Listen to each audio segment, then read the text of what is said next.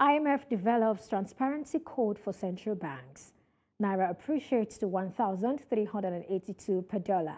MPC members express fear that excess cash in circulation may worsen inflation. Now, these are top business picks, and joining me to make sense of these, I have Mokhtar Mohammed, the CEO of Asher Investments Limited. Thank you for joining me today, Mokhtar.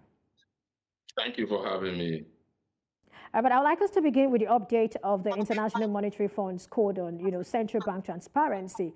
The 1999 IMF Code of Good Practices on Transparency in Monetary and Financial Policies, that's MFPT. One of the key standards developed by the IMF identified desirable transparency practices for central banks and other financial agencies. Now, why has it become necessary or even imperative to have this update? It's very necessary because the world, is a global village, and then things are getting better by the day. You need to improve. A lot of information are trickling in. And then again, I'm sure most of these modules are mostly designed for developing economy like ours. And all you need to do is to look at what has happened around our economy. Our politicians have used the central bank as a tool for their own personal gain. So I think they are looking at that. I like what they said. They looked at corporate governance, they look at transparency, they look at policies that the central bank should be involved in. All you need to do is to look at the last CBN administration. You want to ask yourself, maybe it's because of that they are bringing a lot of these models operandi, because it seems that we're guilty of almost everything that the International Monetary Fund, IMF, was saying in trying to upgrade these models. So I think it's a good one, but I like the other side that they said that it's not just copy and paste. Central bank must also look at their own peculiarity of their own environment and update it. But they just feel that this could be a template for them to use. So for me, I think that's a good one. Most central banks are autonomous, and the central bank in Nigeria are autonomous, but yet they are not autonomous because they still have to go to the National Assembly to approve their budget. And I think that's what also they are saying there. To be able to get your own budget and do your own things yourself, so that you don't involve, you don't get into politicians trying to get one thing or the other, twisting your hands to go in their favor in terms of monetary policy decisions. Well, talking about that, the previous administration comes to mind, Godwin Emefiele, and even wanting to become the president of Nigeria. But away from that, I know you've highlighted some of them, but I would like you to talk specifically on the major highlights of the CBT. What are the things that actually set it apart from what we had before now?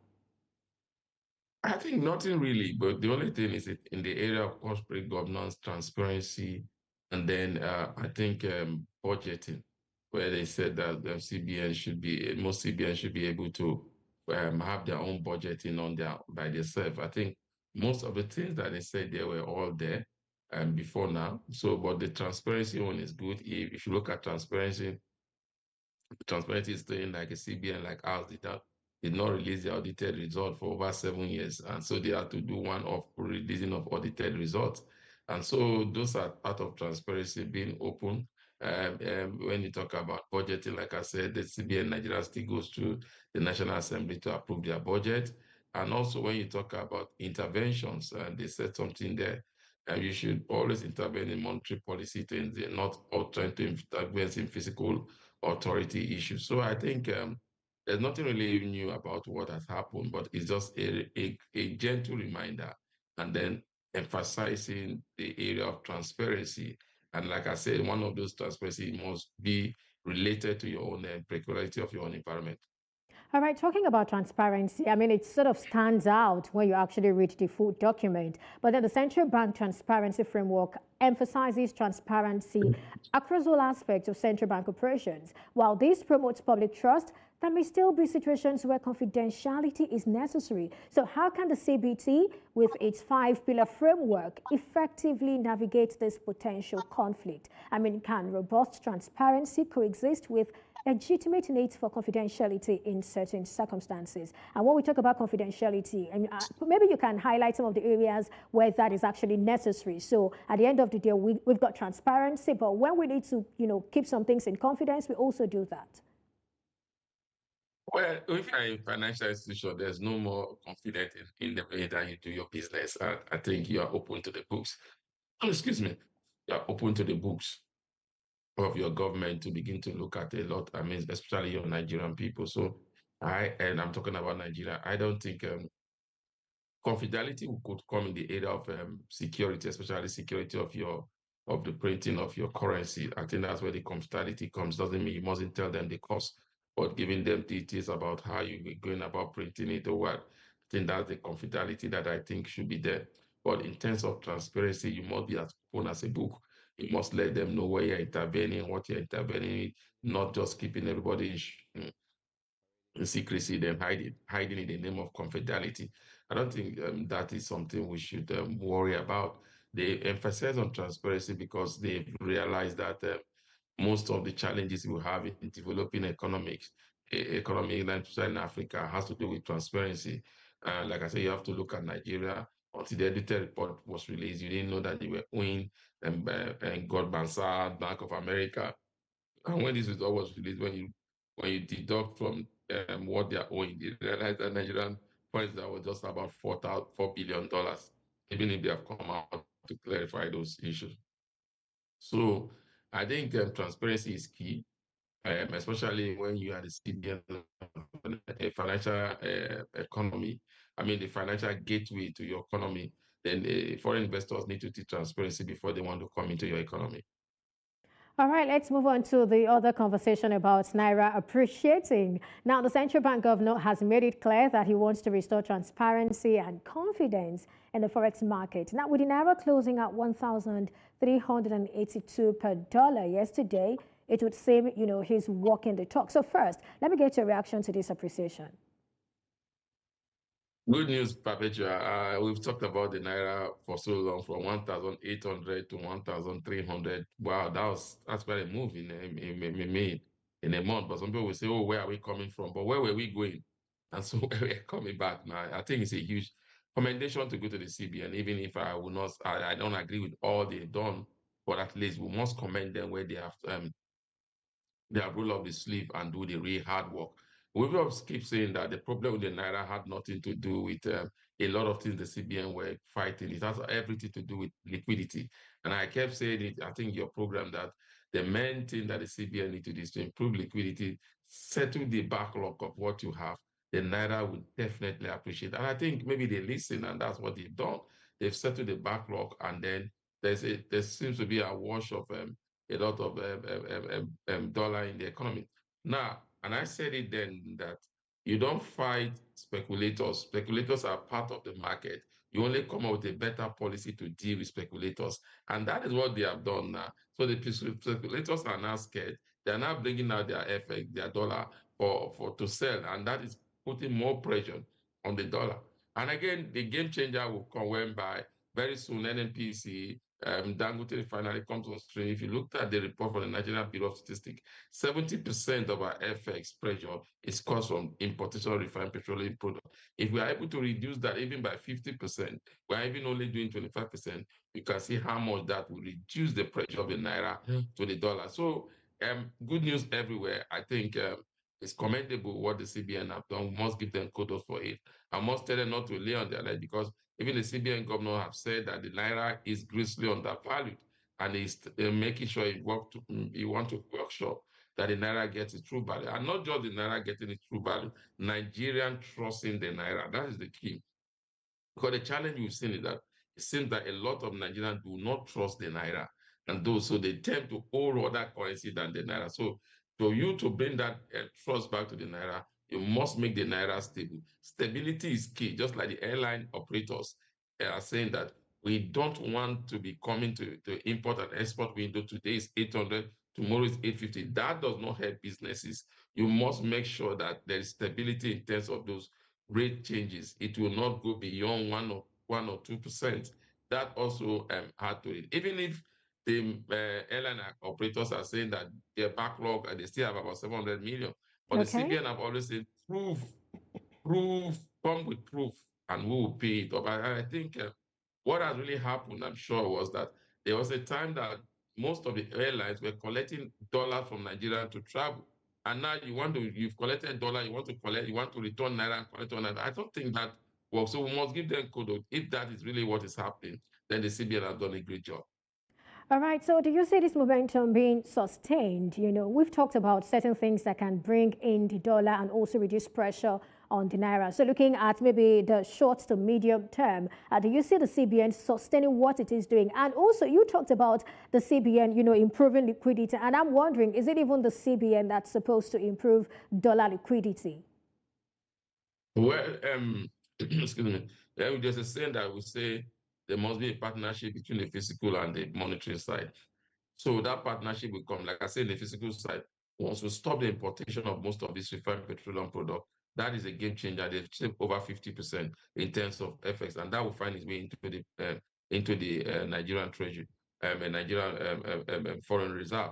And now, if you look at that reserve has improved almost 35 billion now from a low of almost 30 billion. Now, but when you look at that, by and by the 5 point something billion they have paid thus far, you will be saying that the reserve have almost reached 40 billion, which is an encouraging thing. That means the physical side are doing what they're. Now, how do we attract efforts into the economy? We attract efforts by Nigeria in the diaspora, and recently the CCBN is telling us that has improved, and that will also be responsible for the kind of liquidity we are seeing in the system. Foreign direct investors, they are definitely coming in. Foreign portfolio investors, they are also coming in, even if they're not coming in, they're huge number.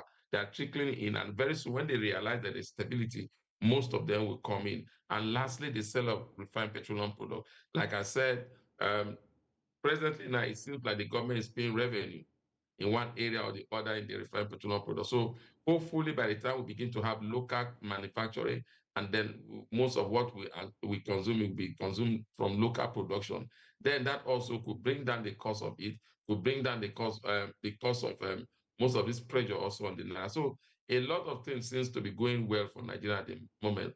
In the short term, yes. In the medium term, they need to put structure, because like I said, perpetual, we have been to this route before. We've always been here, but we'll maneuver our way off it. But when same issue comes again 5 years after, we are back to that point. So it's not about stabilizing the rate. It's about maintaining stability in the rate for a very long time without external shock affecting what. And the only way we can do that is to make sure that we grow our economy inwardly to be able to export outside the shore of this country. That is what will create the stability in the long run. All right, just before we leave this particular one to the next conversation, I remember stepping out to fill the pulse of, micro business owners. And they said to me that a good exchange rate for them would be between 600 to 700 to $1. Would that be a fair value for the Naira? I mean, I'm asking you as an analyst. They spoke as people who are into business and, they don't want something to keep affecting them. So what do you think? I think let's look at the fair value to the naira to be between 800 and 850, because when Okay. you look at the benchmark, according to it's about 800. The CBN also have said that the naira to the dollar is grossly undervalued, and I think the undervalued also is thinking about 800. At the point they were looking at 700, if you remember the presidential committee, the presidential chairman of the presidential committee on tax was saying about 700 to 750. But I think we have moved past there. I think 800, 850 could be reasonable, better for the naira. All right, so let's move now to the other one. That's currency in circulation. I have to say that when I saw the news, CBN posted it on its website on Monday. I wondered if there was another MPC because these statements were made in February. Beg your pardon, that was at the first MPC in 2024, which was last month. So is this to prepare Nigerians for another rate hike? That's what it seems like to me. Well, I'm not for a rate hike at this moment because of the kind of jumbo hike that we saw. It seems like they just model all the hike that they have not done before and hike it at once. I'm not expecting that this time. But again, with the manner of inflation, like they've said, removing excess liquidity, yes, that's a challenge. But the major cause of inflation is food price, and food price does not go up because of excess; it goes up because of supply. So excess liquidity is in the system, quite all right. But that's not the main cause. That's not what is mainly fueling inflation. We need to deal with what is really fueling inflation, and is the rising cost of living. So we need to deal with that. And depends on how we want to deal with that. This is where the physical side comes in. If they decide to reduce tariff, especially on most of these agricultural product that Nigeria mostly consume, that could also help in driving down inflation rather than just putting so much effect in wiping up liquid. I'm not saying that's not part of the problem, but the major part that have really driven Nigeria economy to where it is now is the rising cost of living, especially basic cost of living like food, shelter, and others. So those are what is driving this inflationary pressure. So, and CBN on their own cannot attack it alone. They need to involve the government. The fiscal side need to do that. If you begin to hike rate, like we have said, we have seen rate hike in UK, and we have seen where it has resulted to. The numbers have come down. We started almost at the same time in the US, the same thing, but rather our own keeps going up. So that shows that the fundamental issues must be addressed to begin to see commensurate result in raising of rates. All right, I want us to take a look at, one of the statements made by a member of the MPC, that's Pauline Odinkemelu. She said growth in money supply, that's M3, rose by 18.25% to 93.72 trillion naira at end January 2024 over the preceding December. Broad money, that's M2, and narrow money, M1, grew by 17.81 and 3.68% respectively at end January 2024. So what are the dynamics of these three, and how do they affect the economy or the macro economy at the end of the day? Because I've listened to your arguments talking about how that, yes, there is, we have money in circulation, but then what is fueling what we are experiencing isn't just this money in circulation. So I'd like you to help us understand, the thinking of the MPC really. I think the thinking of the SCC was capture one thing that they said during their communique after the first meeting. They said largely about 50% of the inflationary pressure that we are experiencing is driven largely by the FX volatility. And they said they were going to address it. And like you found out, at that time they were estimating it was about 1,600. And so they are now beginning, that's official experience at that time. They are now beginning to address it, and we have seen it move to 1,300. And we still expect it to go further. So that means they are looking at it that the main cause of inflation actually is the FX and volatility. And so they once they address that, and that volatility is being fueled because of lack of liquidity. Immediately they clear the backlog of what they have in the airline industry and a lot of that. They have injected liquidity into the system, and that's where we got the result we are having now. So basically, I think in as much as I agree with what they are saying, but they must address the root cause of why we have those inflationary pressure has to do with FX liquidity. And the only way you can address that is to create stability and to make sure that demands of legitimate business are met soon rather than soonest. All right, thank you. I actually wanted you to, to dwell a little on, the excess cash and all the M1, M2, M3 and, what it portends. But of course, we have to leave that there. Thank you for joining me, Mukhtar Mohammed, CEO, Ashore Investments Limited. Thank you for having me.